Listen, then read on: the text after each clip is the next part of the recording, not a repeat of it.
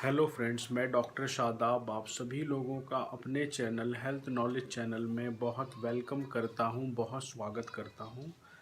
आज की वीडियो में हम बात करेंगे कि कितने दिनों के बाद में प्लास्टर कटने के या रॉड डलने के, नेल डलने के या हड्डी टूट कर के प्लास्टर कटने के बाद में कितने दिन बाद में आप चलना शुरू कर सकते हैं, अपना काम आप स्टार्ट कर सकते हैं। तो सबसे पहले मैं रिक्वेस्ट करूंगा अपने नए आने वाले सभी जो हमारे व्यूअर्स हैं उनसे कि हमारे चैनल हेल्थ नॉलेज चैनल को सब्सक्राइब करें, ताकि हमारी आगे आने वाली सारी इतनी ही महत्वपूर्ण वीडियोस आप सभी लोगों को मिलती रहें और आप सभी लोगों में एक जागरूकता रहे स्वास्थ्य के प्रति। तो क्योंकि आज व्यक्ति के पास, इंसान के पास सब कुछ है, केवल एक चीज़ नहीं है, तो वो है स्वास्थ्य, हमारी हेल्थ। तो अगर हम अपनी हेल्थ को सुधारना चाहते हैं तो हमें इसके लिए बहुत महत्वपूर्ण और कठोर कदम उठाने पड़ेंगे। और मैं सभी से रिक्वेस्ट करूंगा,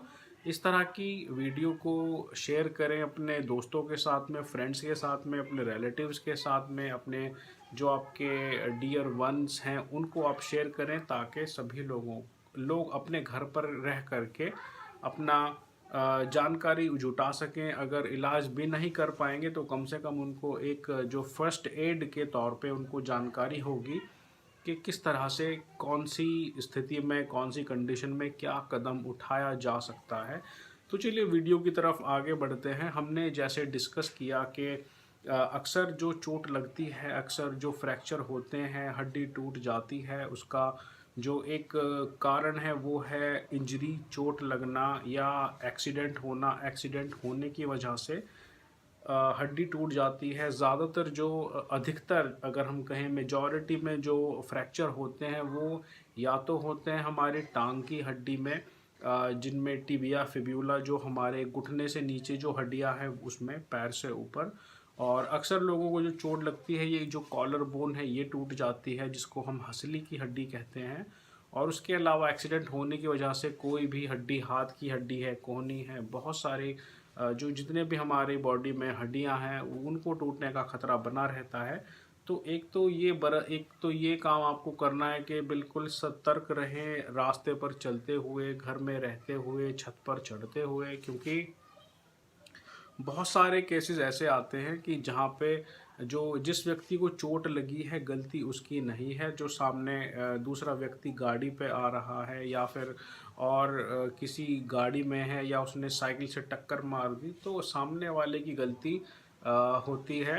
और अब जब भी आप रोड पर चलें तो समझ कर ये चलें कि जो जो व्यक्ति गाड़ी पर जा रहे हैं वो प्रॉपर पालन नहीं कर रहे हैं, तो इसलिए आपको डबल सतर्क होकर चलना पड़ेगा रास्ते में। आप ये समझें कि मुझे सतर्क रहना है और मुझे नहीं पता कि जो सामने वाला व्यक्ति है वो सतर्क है या वो ड्राइविंग जो रूल्स हैं उनको फॉलो कर रहा है या नहीं कर रहा है। तो उनके ऊपर निर्भर ना रहें, ये सोचें कि वो आपको टक्कर मार सकता है। तो थोड़ा सा अपना आपको डबल बचा कर रखें, अपनी सिक्योरिटी, सेफ्टी खुद से रखिए, क्योंकि आपका जो हेल्थ है और आपका जो धन है वो ही आपको फ़ायदा पहुंचा सकता है। उसके अलावा कोई और बहुत मुश्किल है आपका जो है कोई साथ दे।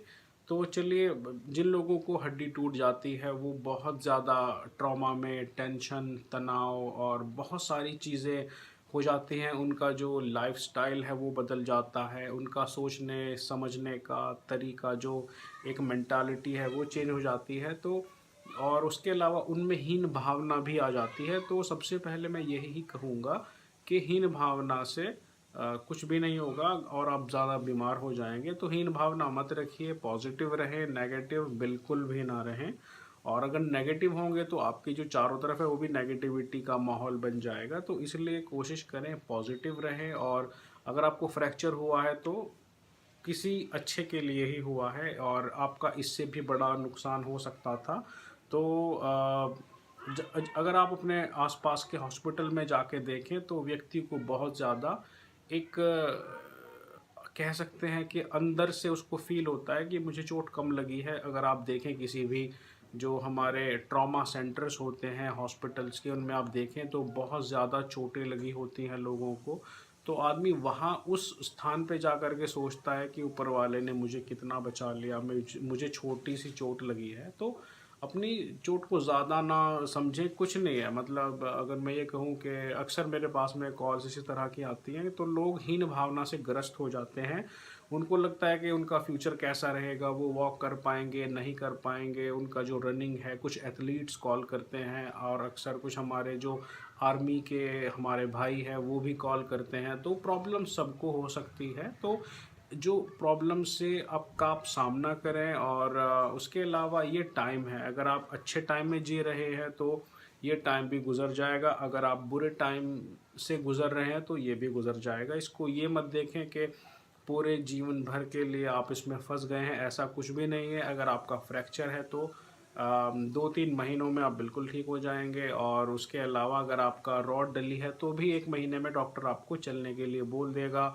आपको बैसाखी के सहारे बोलेंगे, वॉकर के सहारे बोलेंगे, या स्टिक या हॉकी के सहारे बोलेंगे चलने के लिए। कुछ दिन में आप देखेंगे आप बिल्कुल ठीक हो जाएंगे। तो बिल्कुल भी अगर आपको तनाव है, टेंशन में है, आप परेशानी है, तो आप मुझे व्हाट्सअप कीजिए, मुझे मैसेज कीजिए, मुझे कॉल करके बताइए। और कोशिश करेंगे आपकी जो परेशानी है वो कम से कम रह जाए। और उसके अलावा जितना रोल जो महत्वपूर्ण है वो आपका जो मेंटली आप इस चीज़ को जो ये स्ट्रगल से गुजर रहा होता है व्यक्ति, तो मेंटली आप प्रिपेयर्ड रहें। उसके अलावा फिजिकल तो आप कर ही रहे हैं उसको, मतलब आप अपनी तरफ से पूरी कोशिश कर रहे हैं कि ये जल्दी से ठीक हो जाए, मैं नॉर्मलाइज हो जाऊं और फिर मैं अपने काम पर लगूं। तो दैट्स द प्रोसेस, वो हो रहा है, आपकी बॉडी खुद को ठीक कर रही है। लेकिन अगर आप मेंटली सोचेंगे कि मैं कैसे करूँगा, आपके अंदर कॉम्प्लेक्स आ रहा है, इन्फीरियोरिटी कॉम्प्लेक्स, या फिर हीन भावना आ रही है, तो इससे बचें। हीन भावना से बिल्कुल बचें, कुछ भी नहीं होगा। आपकी बॉडी आपको ठीक करना चाहती है, और आप जो है ये सोच करके आप उसको अपनी बॉडी के आड़े आ रहे हो, उसको आप ठीक नहीं होने दे रहे हो। आप हमारी बॉडी ऊपर वाले ने इस तरह से डिज़ाइन की है, जैसे इसमें कुछ भी खराबी आती है तो ये अपने आप को ठीक करने में, उसी पल अपने आप को ठीक करने में लग जाती है। तो उम्मीद है आपको आज बहुत सारी चीज़ें पता लगी होंगी। डू नॉट बी पैसिमिस्ट, ना रहिए निराशावादी, ना रहें, बी ऑप्टिमिस्ट। उम्मीद रखें, सब ठीक हो जाएगा। और आप मुझे कॉल भी कर सकते हैं, मैसेज कर सकते हैं।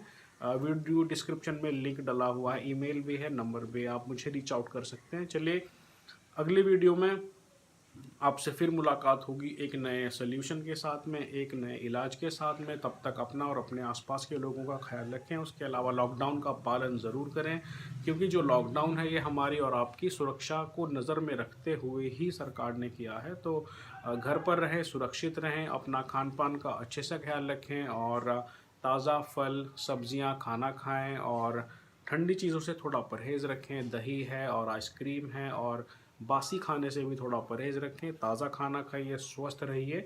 और उसके बाद में मैं ये कहना चाहूँगा आप लोगों से कि अगर आपको कोई प्रॉब्लम है तो आप ज़रूर मुझे ईमेल भी कर सकते हैं। अगर आपका एक प्रॉब्लम ये भी है, एक इशू ये भी है कि अक्सर लोग मुझे कॉल करते हैं तो नंबर नहीं लग पाता। उसका कारण ये है कि जो मेरी जो वीडियोस हैं, बहुत सारे लोगों को प्रॉब्लम होती रहती है, तो वो मुझे कॉल बैक करते हैं, और उसके अलावा मैसेजेस करते हैं, ईमेल करते हैं। मेरा जो इंस्टाग्राम है उस पे जा कर के रीच आउट करते हैं, या फेसबुक पर रीच आउट करते हैं। तो आप ये सोच सकते हैं कि डॉक्टर एक है और उसके जो पेशेंट हैं काफ़ी सारे, मतलब हज़ारों या सैकड़ों में हैं। तो एक आदमी एक ही टाइम में डॉक्टर से बात कर सकता है, दूसरा नहीं कर सकता। तो बहुत से लोग ये सोचने लग जाते हैं, ये सोचते हैं, और मुझे मैसेज भी करते हैं कि आप हमारे कॉल्स का जवाब नहीं देते, हमारे मैसेजेस का रिप्लाई नहीं करते, और अगर आप जवाब नहीं देना चाहते तो आपने वीडियो डाली क्यों है, आपने वीडियो क्यों बनाई है।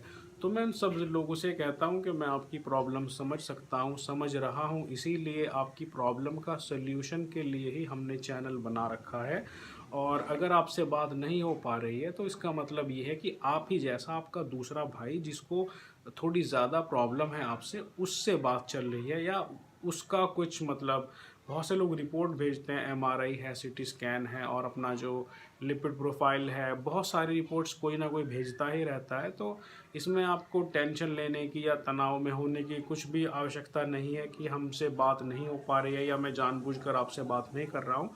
जैसे ही मुझे टाइम मिलेगा मैं बिल्कुल 48 घंटों के अंदर कोशिश करूँगा कि आपकी जो समस्या है उसको सुलझाने के लिए हम अपनी तरफ से पूरी कोशिश करें। चलिए, वीडियो बहुत लंबी हो रही है क्योंकि लंबी वीडियो लोगों को पसंद नहीं आती, वो जल्दी से स्किप कर देते हैं।